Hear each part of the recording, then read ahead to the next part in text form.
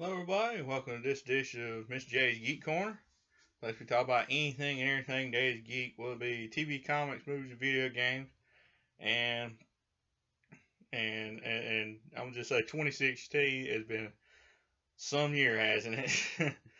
I mean, there's been a lot of highs and some say mostly lows this year. Just all over the map this year. I mean, there's been a lot of good stuff happen, a lot of bad stuff happen. I'm going to go over just some of the year in geek of 2016.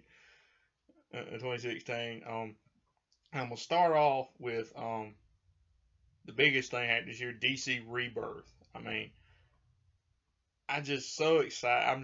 I just love this series. I mean, it's just, the main big thing about it to me is seeing pre-52 Superman take his rightful place back as being Superman again. I mean, there's some rumblings coming about that New 52 may return in some way, shape, or form. He's going to return, and it's going to be a whole thing. But I'm just enjoying having pre-52 back. I mean, it's just so awesome. And he ain't just the only thing too. I mean, seeing this whole thing with the Green Lanterns, the whole Phantom Lantern thing going on in those books, and seeing like this whole thing with the Flash and his Godspeed character, and seeing Batman go back to being Batman and not a Bat God, and just seeing everything, seeing the love come back into DC again. I mean, seeing the love and the friendship, the camaraderie and everything come back into DC again, and particularly particularly with Superman. I mean, the fact that you've now seen his son grow from being just his son to being Superboy, and now they're going to start up a team book with him, and if they haven't done already, him and Damian, where it's the Super Sons, and it just, like I said, it just looks to be really, really great. I see it going nowhere but up for me with DC, with the whole rebirth story and the whole mysteries being solved. I mean, the whole thing with from what I heard recently, the whole thing with Mr. Oz and the mystery of Superman is going to be solved coming up in March of next year. I guess that's one of the things to look forward to next year is seeing the mystery be solved behind who Mr. Oz is, and what's the mystery of Superman, and what's the whole mystery behind the whole you and your family are who you think they are, and neither was the fallen Superman. What is this going to be? I mean, this looks to be very interesting. I know they kind of say, oh, they're going to bring back New 52 Superman, and yeah, it kind of almost looks like that, but I just want to see where it goes. I really want to see where this mystery come to its climax, and I'd love to see what happens and what spins out of that. I would love to see it personally. And it make it sound like it may change this Superman's life forever too. So I can't wait to see what happens. But while DC's been going up, and the Return of Superman has really been boosting business, Marvel to me has been flopping. I mean, it's been flopping and floundering.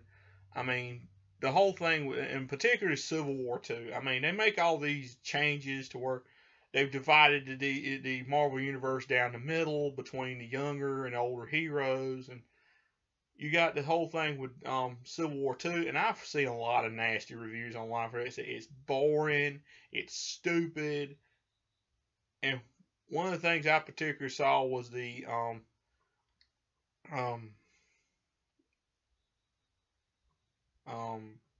revealed that the enemy was going to be ended up being Hydra, and I was like, is there anything they're not going to have them jokers in? I mean, seriously. You could have somebody, a more bigger cosmic threat. You could have a larger cosmic threat than Hydra. Hydra. They're becoming Marvel's Joker at this point. I mean, everything is Hydra this, Hydra that. You already made an incredibly boring sequel to Civil War, and now you're going to say Hydra is responsible. You already had Hydra mess up Captain America, mess up Steve Rogers. Why in the world you want to have them get their fingerprints all over this too? Why you gotta have Hydra and everything? Can't have something more devastating, a new threat, even? No, it's gotta be Hydra. I've seen a lot of nasty reviews about it online, as I said before. mainly what I'm gonna say, it's boring, and I kind of tend to agree with them. I mean, it's just the premise sounds lame, and in fact, they have needlessly killed off so many beloved characters like James Rhodes, the War Machine. Um, you killed off the Hulk. You killed off you killed off the Hulk. You got Hawkeye arrested. You killed off She-Hulk. What in the world? I mean, it's just so much needless carnage. It's just so bad. And yet they keep promoting it like it's something great. I was like, this ain't great. It's stupid. It's boring. It's horrible. I said they need to make they're the ones who need to make a 180. I mean, Marvel ain't going completely wrong. I'll get to that in a minute. I'll get to that a little later because they do have one success story, but I'm not going to reveal it yet. But also the one big thing that happened this year was finally the first on-screen meeting between Batman and Superman. And I'm gonna just say this was one of the best movies of the year. Batman v Superman: Dawn of Justice was the best movie of the year. I think the best movie of the year by far. But all the mess it got leading into this was just. I mean, I'm going to say it was sabotaged, I think. I've said this before, I'll say it again. I think it was sabotaged.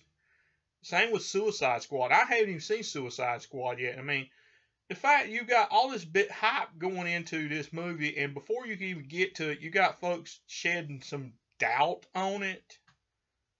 And then leading right into the thing, all of a sudden it got slaughtered on the internet by the Rotten Tomatoes and all these other ones saying, oh, they hated it, all this, that, and the other. I was like, if you're a legitimate fan that didn't like the movie because of how it went, then fine. But if you're just on here joining all the other people in the sounding board saying it's going to stink, and you hadn't even really seen the movie yet, and hadn't even seen the Ultimate Edition yet, you ain't got no reason to complain. I mean, you actually go sit down and watch the movie instead of joining all these other ones on there saying that it stunk. I mean, it got bad reviews that it didn't deserve at all. And I'm going to say it was sabotaged mainly because of Disney's Marvel machine. To me, and I've said this before. And I think Suicide Squad fell victim to it too because leading in it, like, well, Suicide Squad's gonna be great. Suicide Squad's gonna be better. It gets to the day it comes out, and all of a sudden, it stinks. It's just as bad as Batman v Superman. It stinks. I was like,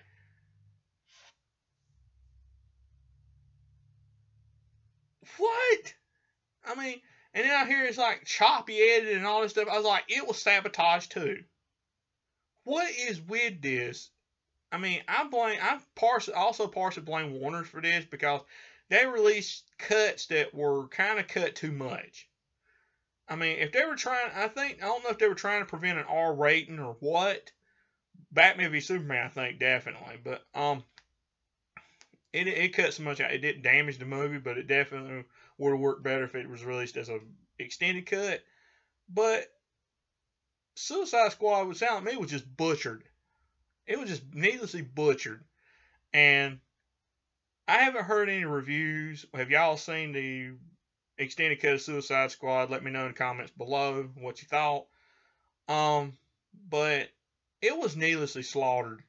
And it was just railed over the coals, being like, oh, it's just this, that, and the other. And it's like, and it's like, I was like, what in the world? What's the change of heart? I mean, what in the world? I mean, like I say, I think it was just once again a victim of sabotage.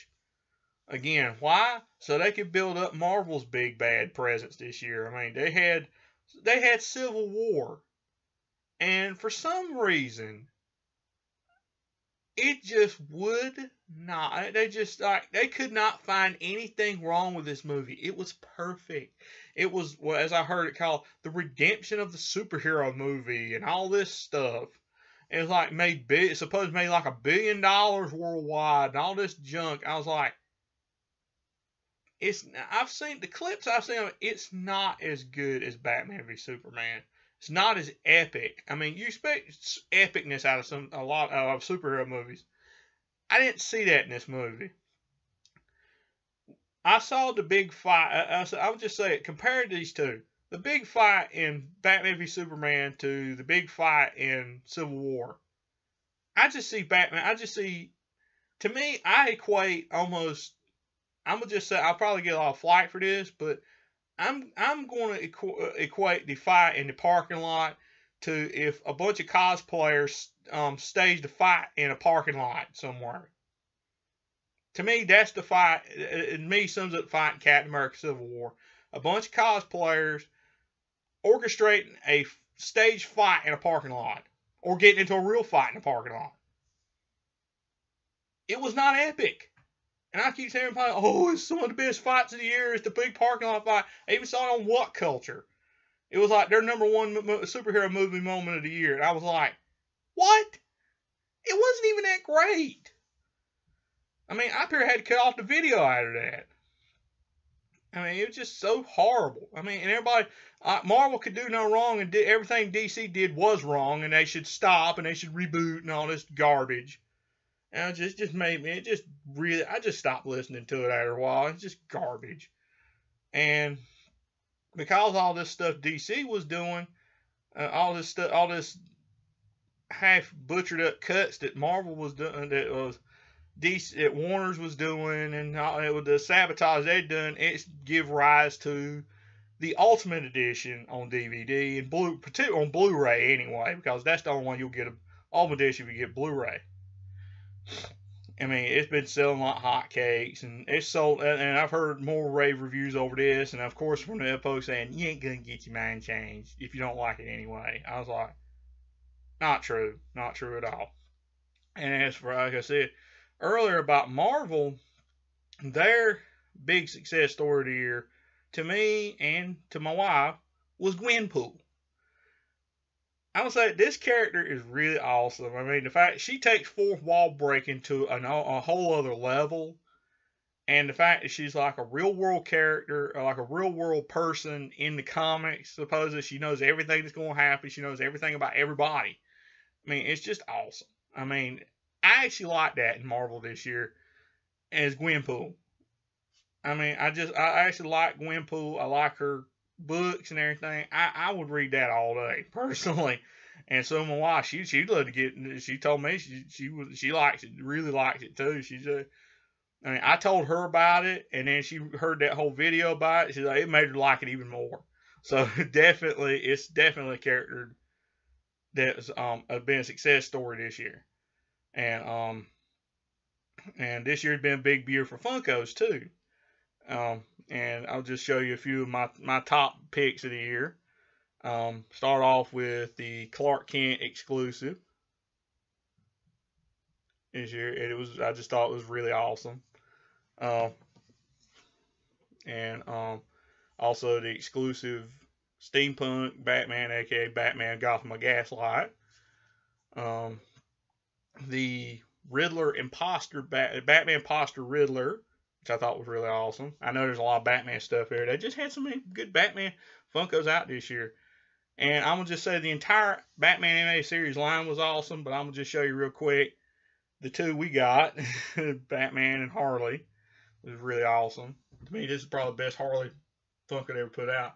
And it looks to be a non-stop train in the next year because they're supposed to come out with the Dark Knight Returns clicks, or Funkos rather. I can't want to say clicks for some reason. The Dark Knight Returns Funkos, which include Superman, and I definitely look forward to that.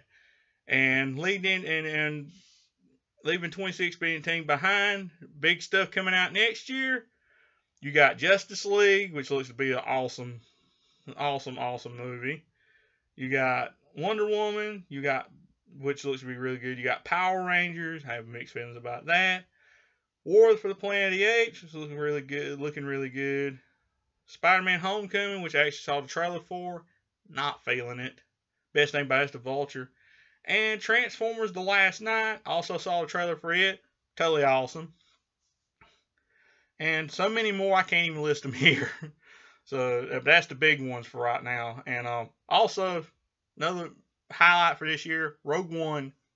Definitely go see it. 2 thumbs up, way up. Definitely go see it.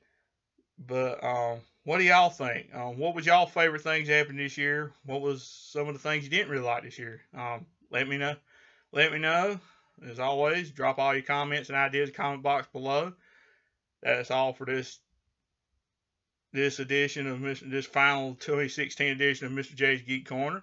And as always, like, subscribe, share with all your friends, tell all your friends, and have a safe, happy new year. And I'll see y'all in the next year.